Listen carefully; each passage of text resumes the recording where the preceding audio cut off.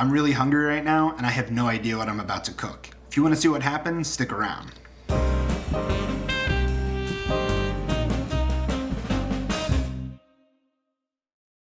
So welcome to the first episode of what I'm tentatively calling I Don't Know What I'm About to Cook. Normally I have a whole plan when I try to make YouTube and TikTok videos. I know exactly what I'm going to cook. I know the recipe I'm going to use, blah, blah, blah, blah, blah. But right now it's super cold outside. I don't want to go to the store. I don't really have like a brilliant idea. And there's stuff in my fridge. There's stuff that I can eat right now. So I'm going to figure out what I'm going to eat while I'm cooking. And I'm going to take you through the process of what I'm thinking about and what I'm doing. And we're going to come up with something that might not be earth-shattering, but hopefully it'll taste good. You want to see what happens? Without further ado, let's jump into this.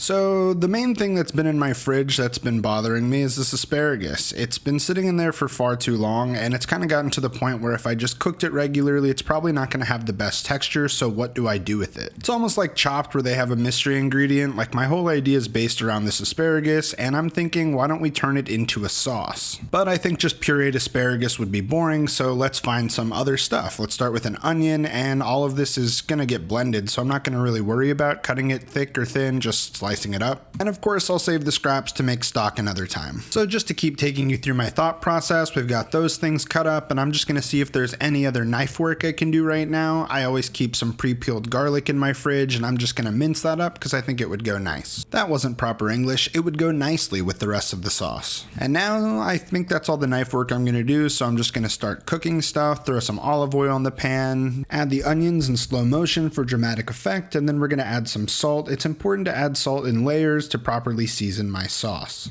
After a couple minutes where the onions have started softening up, I'm going to slow motion in my garlic, and then I'm just going to cook that down. Ultimately, I'm not looking for these to get super caramelized, just soften up, get some of the bitterness out of the garlic, bring the flavors kind of together, sweeten up the onions, and when all that's done, it's time to just put it straight into a blender. I could have cooked the asparagus with the garlic and onions, but I just wanted to try to preserve that green color, so I'm going to grab a pot of water, add some salt to it, add all of my asparagus into the pot and boil it for about 10 minutes until it's super tender. And after those 10 minutes are up, those two are going to be going straight into the blender with the onions and garlic. At this point, I'm pretty sure I'm going to want to add a few more things to the sauce, but I'm just going to blend it up until it's totally smooth and taste it and see what we think. And at this point, I definitely think that it needs some acid. So I went and grabbed a lemon, squeezed in about half of a lemon, continued to blend it, and then I'm going to taste it again. Things are coming together, but at this point it looks like I went ahead with some salt and pepper. I ended up adding a little bit more lemon juice, and then I streamed in some olive oil, just maybe a couple of tablespoons to give it a silkier texture and thicken it up a little bit. If you're watching this and going, I would never try to just figure out a recipe on the fly, and that makes no sense to me. I would recommend that you go buy a book called Salt, Fat, Acid, Heat by Samin Nosrat. She just breaks food down into these basic elements that help you understand what your food might need. I'll drop a link in the description below, but at this point I'm pretty happy with my sauce, so I'm gonna move on to what is it going with. I went through a couple of options, but this seemed easiest because I found some mushrooms and chicken and pasta, and so I figured let's make some pasta with mushrooms and chicken. Just gonna slice up the mushrooms. This is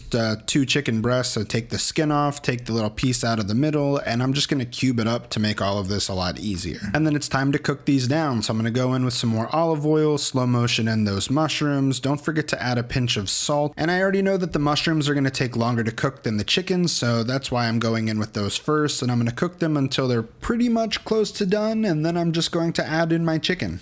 I'm not really looking for color to come onto my chicken. I just want it to be totally cooked all the way through, and once that happens, I'm going to set it to the side and get my pasta water boiling, and I'm going with this penne pasta. How are we liking the series so far? Please leave a comment down below whether you like this or dislike this, or you want to see something else with this I Don't Know What I'm About to Cook series, and if you have a better name, please let me know about that also. The package said about 10 to 12 minutes, so at 9 minutes I went ahead and checked my pasta because I knew it was going to sit there for another minute and taste it, and looks like everything's a-okay, so I'm going to set that to the side and throw my pan back onto the heat with the chicken and mushrooms and put in a bunch of my sauce. Give it the old mixy mix, and then we're going to make sure that that gets nice and warm, and and then come in with our pasta. I'm not going to worry too much about draining off every last drop of water because I like that water. And I'm even going to add a little bit more of it because it's going to help thin the sauce out a little bit, emulsify everything, and make sure that it gives a nice thick and creamy coating to that pasta. And now it's just time to plate this up. I've always got some fresh Parmesan on hand, so I'm going to grate some of that on top, add some fresh chopped parsley, and just like that, my plate of pasta is done.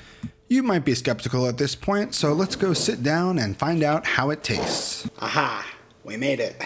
So this is the first time I've tried to make a video like this. I hope you find this idea interesting. Please let me know in the comments, and let's find out how it tastes. It's really good. You didn't think we could do it, but I made something really tasty out of pureed asparagus. Take that, internet. I'm just trying to show you that there's always more options in the kitchen, and you know, cooking at home can be kind of boring and always the same stuff, and I don't know, we're just trying to do something different over here, and we're making good pasta in the process. You want to see another episode of I Don't Know What I'm About to Cook? Subscribe to the channel, share it with your friends, and I'll see you next time.